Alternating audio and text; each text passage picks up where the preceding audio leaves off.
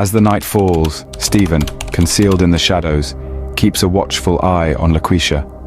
The shattered fragments of their once harmonious marriage only serve to fuel his resolve, driving him deeper into the heart of Atlanta's underworld. His heart, once brimming with love, now seethes with a thirst for justice, a desire to expose the treachery that tore his world apart. In the eerie silence of the night, Stephen's transformation unfolds, his once gentle demeanor, a distant memory, replaced by a steely resolve that could rival the toughest of Atlanta's underworld denizens. The pain of betrayal, a searing flame in his soul, propelling him on a path of reckoning. He is no longer just a man, he is a force to be reckoned with. As he navigates through the labyrinthine alleys of the city, he seeks allies in the most unlikely of places. His journey takes him to the darkest corners of Atlanta, where secrets are traded like currency, and trust is a commodity few can afford. Here in the belly of the beast, Stephen finds a sense of purpose, a newfound determination to bring justice to the one who wronged him. His every waking moment is consumed by thoughts of Laquisha, her deceit a haunting specter that fuels his mission. The memories of their shared past, once a source of joy, now serve as a constant reminder of her betrayal. Yet it is these very memories that strengthen his resolve, forging him into a relentless instrument of justice. In the face of adversity, Stephen stands tall, his spirit unbroken. His journey is not one of revenge, but of redemption, a quest to reclaim his dignity and expose the truth. As he delves deeper into the shadows, he prepares for the battle of his life, ready to face whatever challenges lie ahead. His once gentle demeanor, now an unyielding force of reckoning, Stephen prepares for the battle of his life. I'm in the bayou where the hot sun shines, where the gators hiss and the voodoo vibes. I made a deal with the devil, I sold my soul. Now I'm walking these streets with a heart so cold. Oh yeah, I'm living that thug life. Don't mess with me or you'll feel the night. Mama warned me to stay away from sin, but I'm dancing with the devil deep in my skin. Hellfire burning through my veins and flow. I got a taste for darkness, that's how it goes. I'm sleeping with the devil, he's my ride or die. Together we'll conquer till the end of time. Meanwhile, Laquisha, oblivious to the storm brewing, celebrates her newfound freedom. She is unaware of the silent specter that lurks in the shadows, watching her every move. With each passing day, she grows more confident, more reckless, basking in the spoils of her treachery. Her days are filled with laughter and indulgence, her nights with dreams of a future built upon Stephen's demise. She and her new lover devise a cunning plan to cash in on Stephen's life insurance, their eyes gleaming with anticipation of the wealth that lies within their grasp. But beneath the veneer of joy, something sinister begins to take root. As the days pass, a creeping sense of unease begins to gnaw at her. She catches glimpses of Stephen's face in the crowd, hears his voice in the wind. Every time she turns, he is nowhere to be found. Yet his presence lingers, a haunting echo of a past she thought she had left behind. The echoes grow louder, the glimpses more frequent. Her heart races, her palms sweat. The world around her starts to spin, reality and illusion weaving a tangled web that threatens to consume her. She begins to see Stephen everywhere, in every shadow, in every face. Her mind, once filled with dreams of a future, is now a battlefield of fear and guilt. Her joy turns to dread, her laughter to silence. The world she had built upon Stephen's demise begins to crumble, each brick of her newfound freedom turning to dust under the weight of her guilt. She is trapped in a nightmare of her own making, her every move shadowed by the specter of Stephen's presence. And as she awaits her ill-gotten gains, the line between reality and illusion begins to blur, driving her to the edge of madness. The false joy she once reveled in is now a distant memory, replaced by the chilling reality of her betrayal. Haunted by guilt and paranoia, Laquisha sees Stephen everywhere, but he is nowhere to be found. She's caught in a relentless loop of torment, her reality a mirage of shadows and whispers. Every face in the crowd mirrors Stephen's, every voice in the wind echoes his. Yet when she turns around, he vanishes into thin air. The line between illusion and reality blurs, pushing her to the brink of sanity.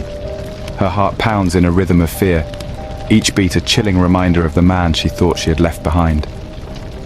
The world around her seems to shrink, closing in on her like a vice.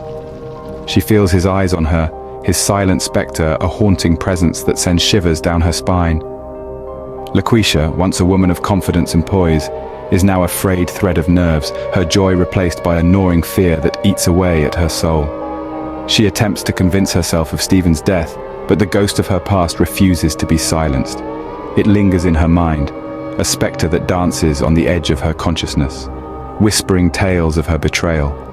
Her nights are sleepless, her dreams haunted by a man who refuses to die. She wakes up to the sound of his voice, his name a bitter taste on her tongue. She sees his face in the mirror, his eyes reflecting her guilt. She hears his footsteps in the silence of the night, his spectre a constant companion in her waking nightmare. As the day of the insurance payout draws near, her paranoia escalates. The walls of reality close in, her illusions of freedom shattering under the weight of her guilt. The spectre of Stephen looms larger, his silent presence a chilling reminder of her impending doom. Her world crumbles around her, her sanity hanging by a thread. She's trapped in a maze of her own making, her past a haunting shadow that refuses to let her go. As her mind spirals out of control, the spectre of Stephen continues to loom, a chilling reminder of her betrayal.